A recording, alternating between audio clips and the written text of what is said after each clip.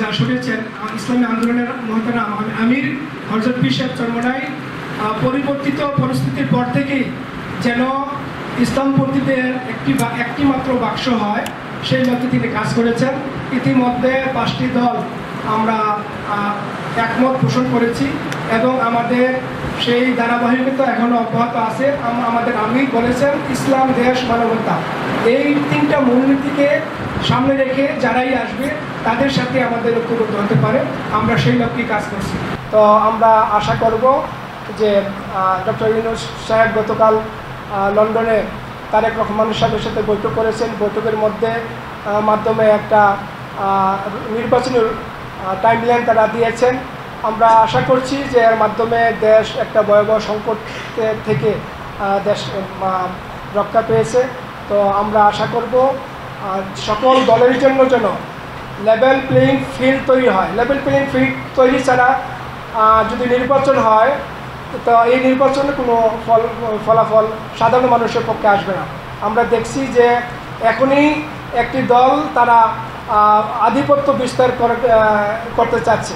এই জন্য যদি লেভেল প্লেয়িং ফিল্ড তৈরি না হয় তো এই জন্য এই নির্বাচনে মানে অন্যান্য দলের ফলাফল তারা তাদের পক্ষে পাবে না। এই জন্য আমরা অবশ্যই নির্বাচন চাই, তবে যেন সকল দলের জন্য সকল অধিকার, সমান অধিকার নিশ্চিত হয়। বছরে যারা দেশের সম্পদ পাচার করেছে, পাচারকৃত টাকা উদ্ধারের জন্য আমরা ধারাবাহিক আন্দোলন করে আসছি এবং জুলাই আগস্ট বিপ্লবে যে শত শত ছাত্র জনতাকে নির্মমভাবে হত্যা করেছে, এই হত্যার জন্য আমরা ধারাবাহিক আন্দোলন করে আসছি। আমরা বলে আসছি যে গণহত্যার বিচার, রাষ্ট্রীয় সংস্কার করার পরেই আমরা নির্বাচন চাই। আমরা সেইভাবেই আমরা এখন পর্যন্ত এই কথার উপরে আমরা আমাদের আমির অটল অবিচল আছেন। আমরা চাই যে বিগত 54 বছর পর্যন্ত যারা দেশকে বড় তিনটি দল এই দেশ পরিচালনা করেছে, আমরা চাই যে অতীতের অবস্থায় যেন দেশ আর ফিরে না যায়। এই জন্য একটি ফলপ্রসূ নির্বাচন হয়, আর ফলপ্রসূ নির্বাচনের জন্য আমরা সংস্কারকে অত্যন্ত গুরুত্বের সাথে দেখেছি।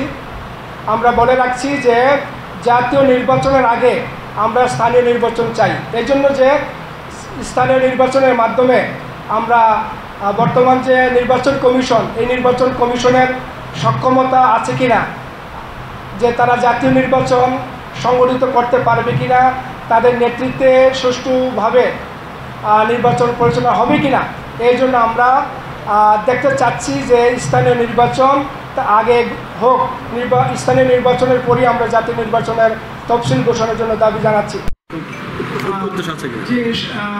আপনারা যা শুনেছেন ইসলামী আন্দোলনের মহতারাম আমির হযরত পীর সাহেব চরমনাই পরিবর্তিত পরিস্থিতির পর থেকেই যেন ইসলামপন্থীদের একটি মাত্র বাক্স হয় সেই লক্ষ্যে তিনি কাজ করেছেন।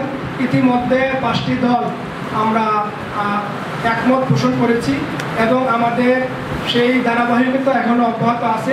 আমাদের আমির বলেছেন ইসলাম, দেশ, মানবতা, এই 3টা মূলনীতিকে সামনে রেখে যারাই আসবে তাদের সাথে আমাদের ঐক্যবদ্ধ হতে পারে। আমরা সেই লক্ষ্যে কাজ করছি। এই জন্য প্রাথমিকভাবে আমরা 5টি দল একমত আমরা হয়েছি এবং আগামী 25 তারিখ আমরা একসাথে যৌথ স্মারক আমরা ইনশাআল্লাহ ঘোষণা করবো। এইভাবেই আমাদের নির্বাচনের আগ পর্যন্ত আমাদের ঐক্য প্রক্রিয়া অব্যাহত থাকবে।